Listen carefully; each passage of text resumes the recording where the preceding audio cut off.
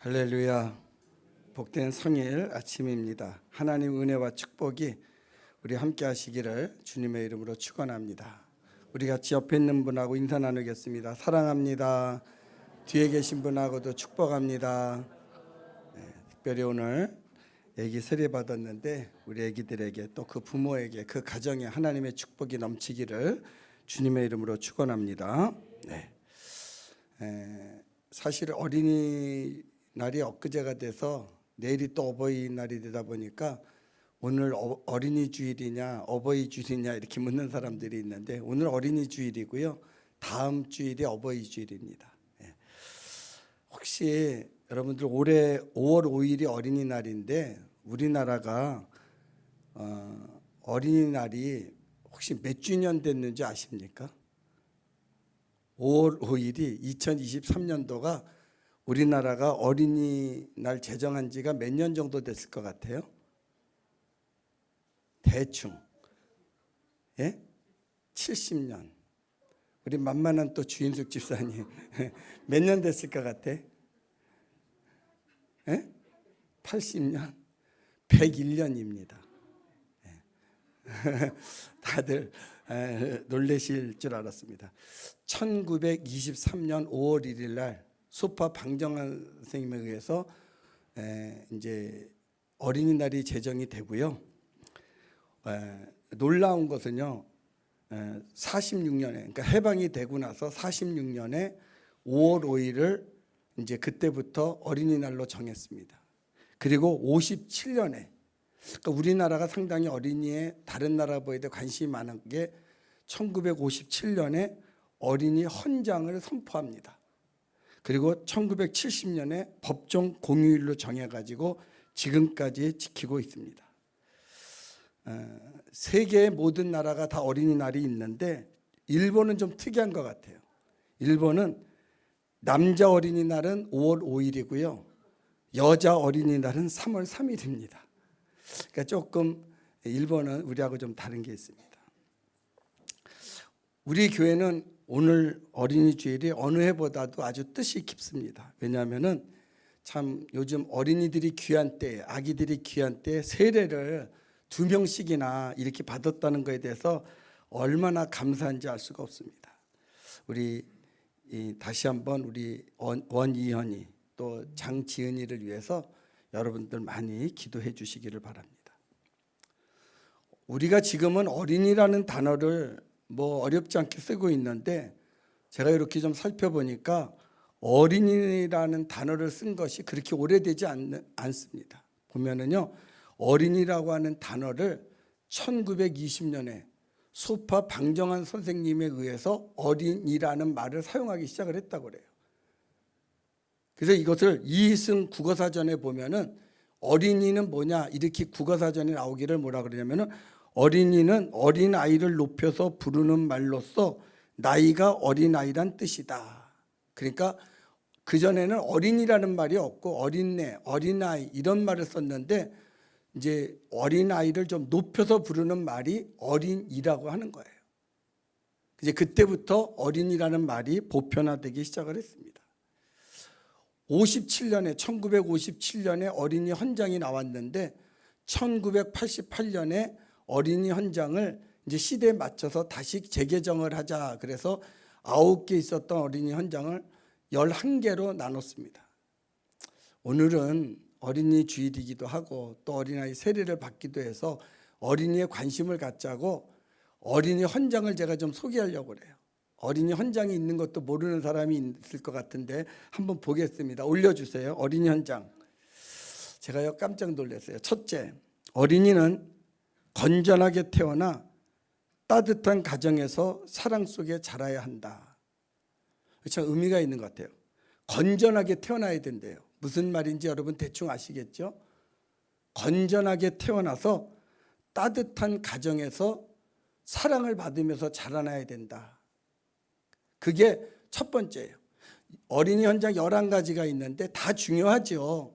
그런데 저는 항상 우선순위를 두는데 가장 첫 번째가 가장 귀한 거 아니겠어요? 건전하게 태어나야 된다는 거예요. 그리고 따뜻한 가정에서 사랑을 받으면서 자라나야 된다. 이것이 어린이 헌장 첫 번째입니다. 어린이를 오늘 유아 세례 받은 부모님들, 또 앞으로 결혼할 가정들, 또 이렇게 새롭게 또 계획을 가지고 있는 분들, 이거 1번만이라도 잘 기억해야 돼요. 건전하게 태어나야 된다. 또 따뜻한 가정에서 살아야 된다. 그리고 사랑을 받으며 자라야 된다. 참 중요한 것 같아요. 그리고 두 번째가 뭐냐면, 제가 세 번째까지만 할게요. 11가지가 있는데 쭉 보여주세요. 두 번째는요, 어린이는 고른 영양을 섭취하고 질병의 예방과 치료를 받으며 맑고 깨끗한 환경에서 살아야 한다. 저는 이걸 읽으면서요, 이런 좋은 헌장이 있는데 제가 아이들을 키울 때, 또 우리 손주들을 키울 때 보면은 지금도 그런가요? 슈퍼에 가서 분유를 사려면요, 분유가요 가격이 여러 가지가 있어요. 근데 그 가격이 뭘 나타내냐면은 분유의 질을 나타내는 거예요. 그러니까 다시 말해서 있는 집 아이들은 좋은 분유를 먹는 거고, 가난한 집 아이들은 좀 덜한 분유를 먹는 거예요. 적어도 복지부나 보사부에서 이것은 철폐해야 된다고 생각해요. 아이의 체질에 따라서 분유를 먹이는 것은 모르지만 있는 집 애들은 속된 말로 좋은 분유를 먹이고, 가난한 집 아이들은 덜한 분유를 먹인다면 이 헌장에 맞지 않잖아. 어린이는 고른 영양을 섭취해야 되는 거야. 여기 부잣집 어린이는 고른 영양을 섭취하는 것이 아니라 모든 어린이는 고른 영양을 섭취하고 질병의 예방과 치료를 받아야 되고, 그죠? 그래서 좀 이런 걸 우리가 여론화해서 적어도 분유집에서 아이들 키우는 분유만큼만은 가격으로 질을 논하지 말고 체질에 의해서 분유를 먹여야 되지 않을까, 이렇게 한번 생각하고요. 여러분도 관심을 갖고 기도해 주셔서 대한민국이 적어도 아이들이 먹는 거에 대해서는 좀 평등하면 좋겠다, 그런 생각을 해봅니다. 세 번째, 어린이는 좋은 교육시설에서 개인의 능력과 소질에 따라 교육을 받아야 한다. 우리나라도 많이 좋아졌죠. 고등학교까지 이제 무상교육이 돼서 다 교육의 질을 받는데요. 문제는요, 무상교육을 하면 뭐합니까? 사교육이 난리를 치는데 무상교육이 의미가 없어지는 거예요. 앞으로 이 사교육이 없어져야 될 것 같아요.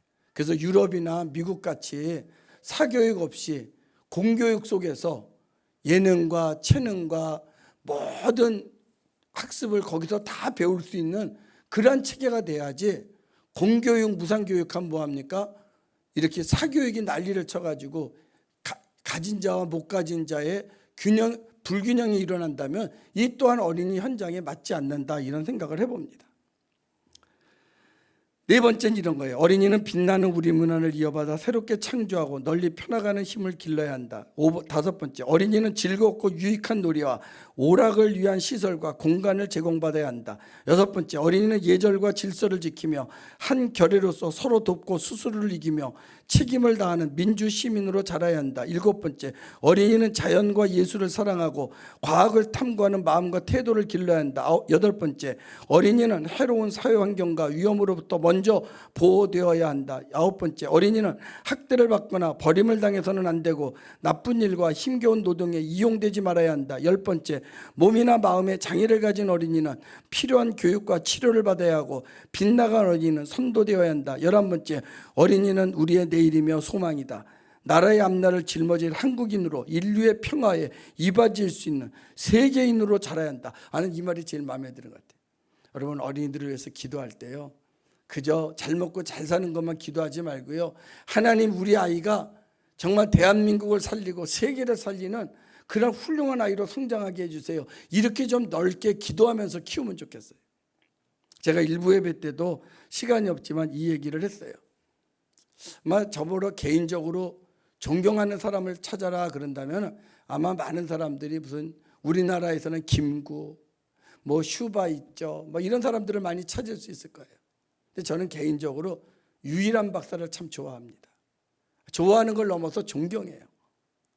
그분은요, 그래서 제가 그분의 생애를 누구보다 좀 관심을 갖고 있는데요, 저 이북 사람인데 어려서 이 유일한 박사 얼굴 좀 잘 보세요. 제가 사진을 이렇게 해놨어요. 이분이요, 9살 때 좀 유복한 가정에서 자라났어요. 그래서 9살 때 미국 유학을 가요. 그 아버지가 선교사를 통해서요, 미국에 유학생을 모집한다는 말을 듣고요. 그 아버지는 미국이 어디 붙어 있는지도 모르는데 어쨌든 미국은 선진국이래더라. 거기는 잘 산대더라. 이런 말을 듣고요. 9살짜리 유일한이를요, 유학을 보냅니다. 그때요, 그 아버지가 그 어린아이를 붙들고 그렇게 기도를 했다고 그러잖아요. 너는 유복한 가정에서 태어나서 남들이 누릴 수 없는 혜택을 받았는데 미국에 가서 공부를 열심히 해서, 이때만 해도 외정 때 아닙니까? 나라와 민족을 구하고 세계를 이바지할 수 있는 그런 훌륭한 인물이 돼서 돌아와야 된다. 이런 기도를 해주고 보냈다고 그래요. 유일한이는요, 미국에서 유학을 마치고 한국에 와서 많은 제약회사들이 돈 벌기에 혈안을 할 때 돈 버는 약을 만든 게 아니라 필요한 약이 뭔가, 그래서 결핵약을 만들고요. 그리고 그때 나온 게 안티프라민이에요. 유한양행. 저는 지금도요, 다른 약보다도 유한양행이다 그러면 믿고 사요. 그리고요, 그분이 이제 노안이 돼서 유한양행을 설립하고 물러날 때에 우리나라 최초로 그 모든 기업을 사회에 환원했잖아요. 한 가지 기억나는 것은요, 아들에게는 혜택을 하나 줬어요. 뭐냐면 그 유한양행에 평사원으로 집어넣었어요. 그리고 딸에게는요, 딸은 신랑 잘못 만나면 고상한다고 1억의 재산을 물려줬어요. 근데 그 딸이 몇 해 전에 죽으면서요, 아버지에게 받은 그 유산을요, 얼만큼 불려가지고 다시 다 사회에 환원해 놓고 돌아가셨어요. 멋진 집안이에요. 그래서 지금도요, 저는 유인한 박사를 항상 이렇게 존경을 하면서, 여러분 자녀들을 키울 때 그저 좁게 너 하나 잘 먹고 잘 살아라 이렇게 키우지 말고, 너는 하나님의 아들이다, 너는 하나님의 딸이다, 정말 대한민국을 살리고 세계를 살릴 수 있는 그런 훌륭한 인물이 되어다오. 그렇게 여러분 축복하면서 기도하면서 자녀들을 키우면 좋겠어요. 저는 이 어린이 헌장을 이렇게 읽으면서요, 저희 어렸을 때는 이런 모든 것들을 어디서 배웠냐면 교회 가서 배웠어요. 교회 가야 피아노도 배울 수 있고요. 학교에는 피아노가 없으니까, 풍금도 없으니까. 교회는 피아노 있었잖아요. 교회 가야 형들한테 탁구도 배울 수 있고요, 노래도 배울 수 있고요, 배구도 배울 수 있고요. 하여튼 교회에서 모든 것을 다 배웠어요. 그래서 교회 다니는 학생들은 피아노도 잘 치고 노래도 잘하고 그림도 잘 그리고 운동도 잘하고 아주 모든 면에서 뛰어났어요.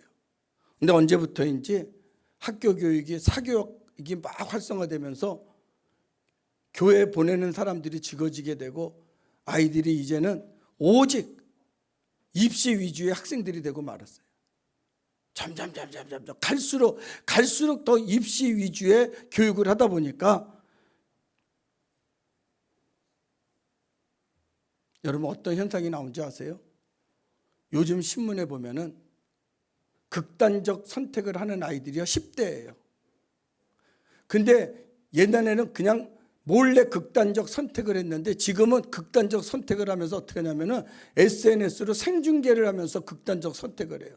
나 지금 어디에 올라와 있다, 나 지금 떨어지려고 한다, 막 이렇게. 왜 그래요? 그 아이들이 입시 위주의 교육을 받다 보니까 자존감이 없는 거예요. 가치관이 없는 거예요. 나는 누구인지를 모르는 거예요. 엄마의 아바타로 살아온 거야. 아빠의 아바타로 살아온 거야. 그러니까 마지막에 자기의 자존감을 알리기 위해서 그런 극단적 선택을 하는데 라이브 중계를 하면서 하는 거예요. 난 이게요, 입시 위주의 교육이 온 큰 피해라고 보는 거예요. 우리가 아이들에게 전인교육 하는데, 전인교육이 필요한 이유가 바로 거기 있는 거예요. 아이들은요,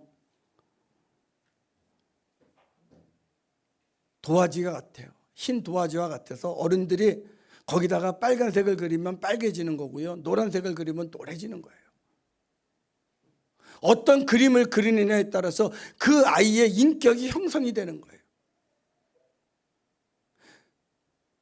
그 그 아이의 가치관이 형성이 되는 거예요. 우리 자녀들에게 정말 오늘 성경은 이렇게 얘기를 하고 있어요. 마땅히 행할 길을 아이에게 가르쳐라. 그리하면 늙어도 그것을 떠나지 않을 것이다. 여기 마땅히 행할 길을 가르쳐라 그랬어요. 그 마땅이라는 말이 뭘까? 그리고 제가 국어사전을 찾아봤어요. 마땅히 행한다는 게 뭘까? 마땅이라는 말을 찾아보니까요, 국어사전에 이렇게 나왔어요. 흡족하게 마음에 들 정도로. 그러니까 대충 가리키는 게 아니라 아주 부모의 마음에 흡족하게 마음에 들 정도로 그렇게 가르치라는 거예요. 그것을 마땅이라는 거예요. 마땅히 가르쳐라.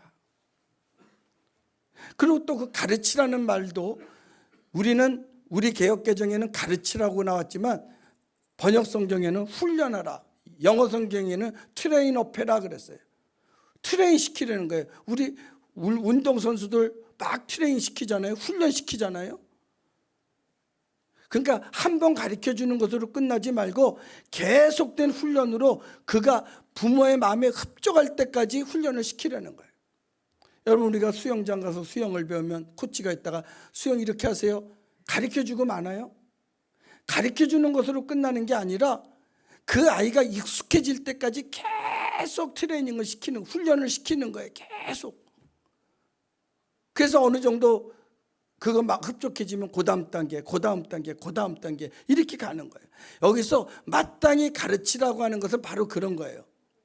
한번 알려주고, 야, 교회 잘 나와, 너 신앙생활 해야 돼, 성경 읽어, 이러고 끝나지 말고 그 아이가 성경을 읽어서 그 부모에게 흡족해질 때까지, 교회에 나오는데 그 부모의 마음에 흡족해질 때까지 그렇게 훈련을 시키라는 거예요. 가르치라는 얘기는 훈련이에요. 그러니까 신앙은 훈련이에요. 훈련. 가르치지 않으면 안 된다는 거예요. 자, 왜 그러면 가르쳐야 되는가? 잠언 22장 15절입니다. 우리 한번 같이 읽어보겠어요. 한번 화면에 띄워주세요. 잠언 22장 15절. 아주 중요한 말씀이에요. 같이 읽겠습니다. 시작. 아이의 마음에는 미련한 것이 얽혔으나 징계하는 채찍이 이를 멀리 쫓아내리라. 이게 무슨 말이에요? 아이의 마음에는요, 항상 미련한 것이 있다는 거예요. 그래서 가리키지 않으면, 징계하는 채찍, 다시 말해서 훈련하지 않으면 그 아이는 미련하게 살 수밖에 없다는 거예요. 그래서 자꾸 훈련을 시켜야 그 아이가 지혜로워진다는 거예요.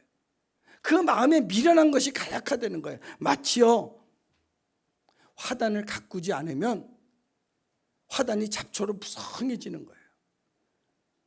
그 화단을 예쁘게 가꾸려면은 잡초는 뽑아내고 이렇게 관심을 가져야 그 화단이 예뻐지는 것처럼 우리 어린이의 마음도, 어린이의 삶도 그렇다는 거예요. 부모의 그런 훈련이, 그래서 여기서 자라나는 정욕의 잡초, 욕심의 잡초, 악한 습성의 잡초, 이런 것들을 잘 뽑아내줘야 그 아이가 지혜롭고 건전하고 건강하게 자랄 수 있다는 거예요. 내버려 두면은 미련해진다는 거예요. 왜? 여기에 미련이 꽉 차 있기 때문에. 우리는 지난주 사무엘을 통해서 압살롬의 이야기를 들었습니다. 압살롬에게는 다말이라는 누이 동생이 있습니다. 이런 다말을 짝사랑한 사람이 있으니 이보 형제 암논입니다. 암논과 다말은 이보 형제예요. 그런데 암논이 다말을 너무너무 연애를 해가지고 상사병이 들은 거예요. 그래서 아예 그냥 식음을 전폐하고 지냅니다. 아버지 다윗에게 볼 때는 그래도 암논이 장남인데, 장남이 저렇게 식음을 전폐하고 있으니까 암논을 찾아가요. 너 왜 이렇게 식음을 전폐하고 있느냐 그랬더니 입맛이 없어서 그래요. 그럼 어떻게 하면 좋겠느냐? 저 누이 동생 다말이 그때 한번 음식을 해다 줬는데 그 맛이 생각이 나가지고 내가 다른 걸 못 먹겠어요. 그래 아버지가 좀 다말한테 얘기해서 그 음식 좀 갖다 주게 하세요. 그래서 아버지가 다말한테 얘기를 해서 음식을 가져다 줍니다. 가져다 주니까 음식은 먹지 않고 힘으로 그 다말을 제압해가지고 못된 짓을 합니다.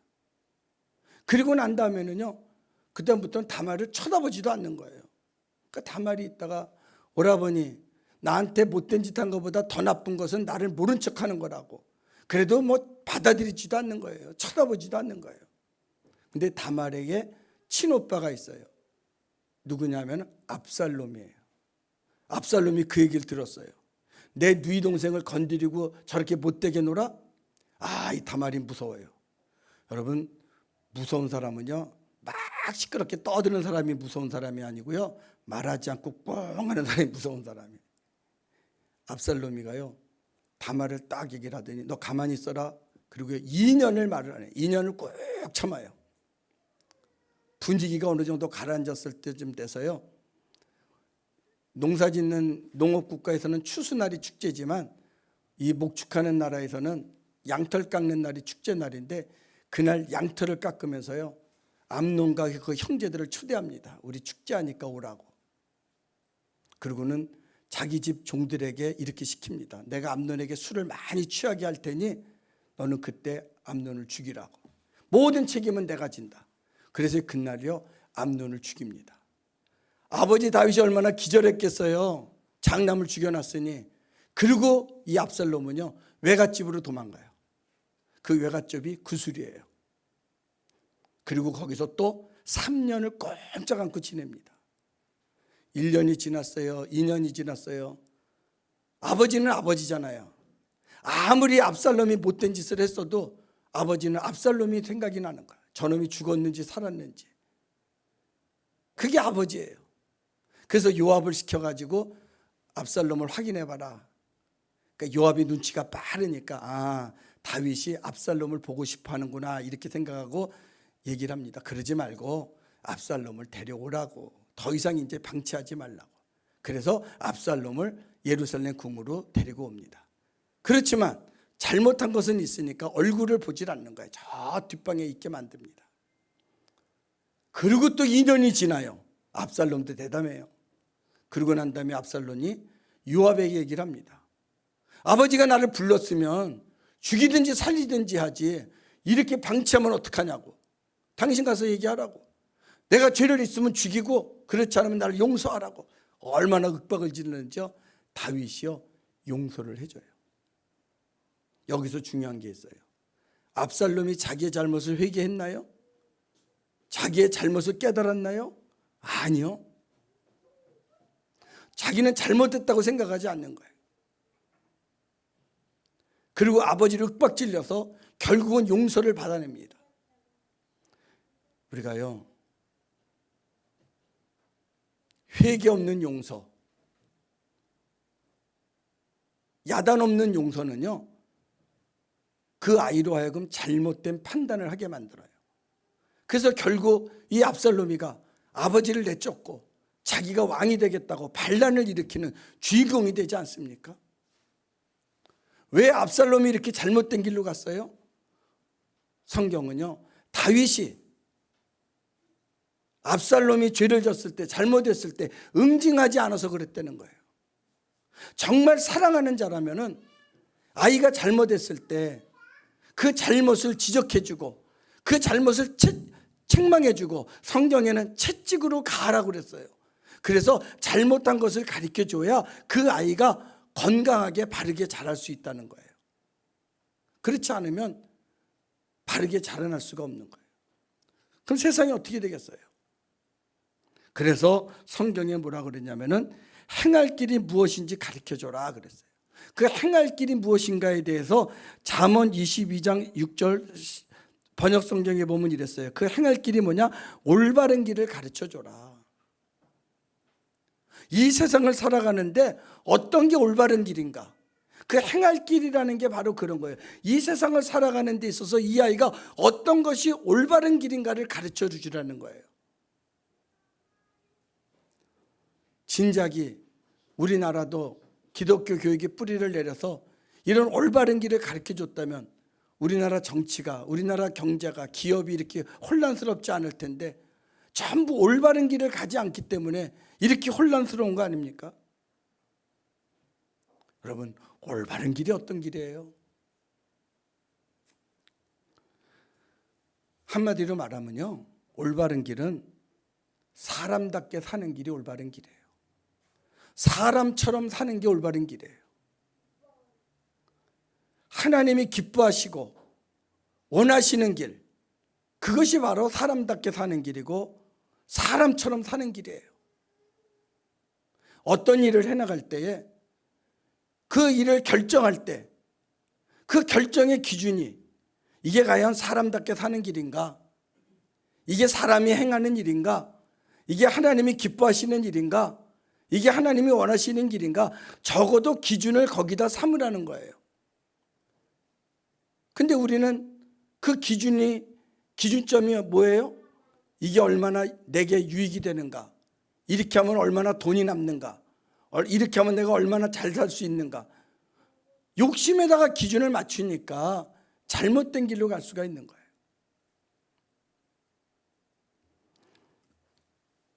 그래서 성경은 그 아이에게 마땅히 행할 길을 가르쳐줘라. 올바른 길을 가르쳐주려는 거예요.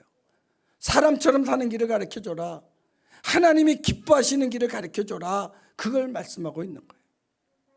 하나님의 기뻐하시는 길 어떤 거예요? 디모데후서 3장 16절입니다. 모든 성경은 하나님의 감동으로 된 것으로 교훈과 책망과 바르게 함과 의로 교육하기에 유익하니. 여러분, 다른 거 없어요. 바쁜 세상이지만, 분주한 세상이지만 자녀들에게요 성경을 읽게 해줘야 돼요. 제가 일부 예배 때도 그랬어요. 우리 주보에 보면은 2주간에 읽은 성경 아주 하루에 몇 절 있어요. 이번 주간에는 2장 읽는 거예요. 요것만이라도 매일 읽으면 좋겠어요. 매일 읽으라고 그러세요. 아니, 책을 하나 놓고 성경 읽기, 요새는 성경 읽기 노트 있잖아요. 요 몇 절만이라도 쓰면 좋을 것 같아요. 매주 쓰세요. 제가요 어디 가서 이렇게 참 내세우는 것은, 제가 내세울 게 뭐가 있어요? 근데 내세우는 게 하나 있어요. 뭐냐면 나는 지금 거의 한 18년 동안 하루도 빠짐없이 매일 성경을 읽고 묵상하고 있다고, 글을 쓰고 있다고. 깜짝 놀래요. 비가 오나 눈이 오나 외국에 가더라도 그 시간에 맞춰서 매일 하루도 안 빼놓고, 오늘도 마찬가지예요. 매일 이거 묵상을 하고 있어요. 매일 쓰고 있어요. 그게요 10년 20년 되니까요 힘이 되는 것 같아요. 여러분, 자녀들에게요 다른 거 없어요. 매일 성경을 읽게 해주세요. 성경을 쓰게 해주세요. 결국 성경을 읽고 성경을 쓴 사람들 늙어서도요 다른 길로 가지를 않습니다. 아이들은 부모가 양육하기에 달렸어요. 다른 것보다도 믿음으로 잘 양육하고요. 제가 오래전에도 한번 말씀드렸는데, 저희가 대학 다닐 때쯤이죠. 유명한 얘기가 있었어요. 그 당시 이화대학교 총장이 김한란 박사인데, 그때만 해도 입학식 한다고 그러니까 이화대학교 좋은 대학 아니에요. 그러니까 부모들이요 다 같이 입학식에 참석을 해요. 그때요 아침에 일부 예배 때도 내가 이 얘기를 깜짝 놀랐는데, 나는 그때 해화동에 살았는데 우리 친구는요 대학교 들어갔다고요 그 아버지가요 폰이 2 사줬어요. 그럴 때예요. 이화대학교 들어갔어요. 김한란 박사 그런 얘기를 해요. 여러분의 자녀가 이화대학교 들어왔다고 좋지요. 옷도 사주고 자동차도 사주고 원하는 거 다 해줬지요. 그런데 여러분에게 성경을 입학식 선물로 줍니다. 이 아이를 바른 길로 인도하는 것은 성경입니다. 이 성경을 꼭 읽게 해주세요. 그러면서 성경을 선물로 줬어요. 그것이 신문에 이렇게 나가지고 회자된 것을 제가 한번 본 적이 있어요. 몇십 년이도 잊어버리지 않아요. 여러분, 오늘 특별히 유아 세례 받은 부모님들, 또 가정들, 자녀들에게요 다른 거 없습니다. 그 아이의 인격을 건강하게, 그 가치관을 건전하게 키우는 길은 성경밖에 없다 하는 것을 기억하시고요. 성경을 읽고 성경을 쓰고 성경을 암송하고 늘 성경 안에 살아가는 저희들 다 될 수 있기를 주님의 이름으로 축복합니다. 기도하시겠어요? 하나님 아버지 감사합니다. 오늘 참 뜻있는 날입니다. 어린이 주일 이렇게 사랑하는 귀한 아기들 세례를 받았습니다. 하나님 그 아이들을 성별시켜 주셔서 악의 무리에 들지 않게 하시고 하나님의 성령이 그들을 붙들어 주시어서 하나님과 사람에게 크게 인정받고 사랑받는, 그래서 이 땅에 이 세상에 우뚝 설 수 있는 하나님의 자녀들로 축복하여 주시고 그들을 양육하는 부모들에게 하나님께서 복 주셔서 영적으로나 육적으로 물질적으로 조금도 궁핍함이 없게 하여 주옵소서. 또 우리 모든 성도들에게 하나님의 성령이 함께하여 주시어서 신앙의 가정으로 믿음의 가정으로 우리 가정을 이끌어갈 수 있도록 복내려 주시옵소서. 예수님의 이름으로 축복하고 기도합나이다. 아멘.